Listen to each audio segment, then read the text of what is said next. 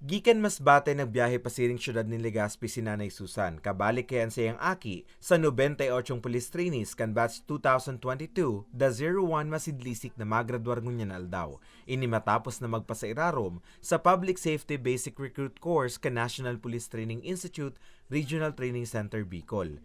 Istorya niya anum na bulan niya naman day nahihilingan siyang aki. Kaya labian sa iyang kaugmahan, naliwat ining makaiba sin mahiling na diit-diit nang naabot kan sayang aki ang pangiturogan kay ining maging pulis.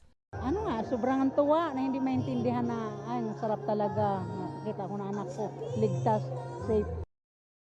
Siring ni Nanay Susan labiman ang kaugmahan ni Patrolman Oscar Bunagua, ang batch president kan Masidlisik.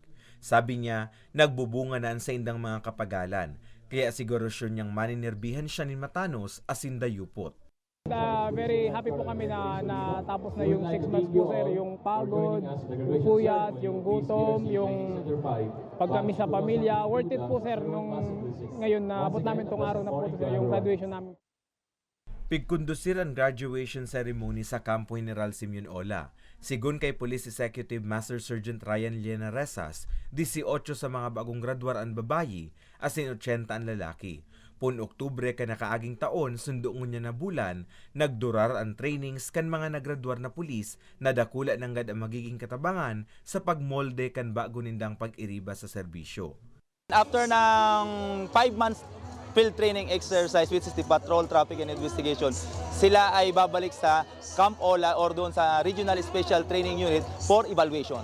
Our ambassador in heaven na nagpaalam a while ago, but he was here. Presente man sa seremonya si Regional Director Police Brigadier General Westrimundo Obinque. Sa iyang mensahe, pigdawan duon kan opisyal ang mga obligasyon kan mga bagong graduar na pulis. Kasabay kainian mainit man na pag-ako kani sa mga bago nindang miyembro.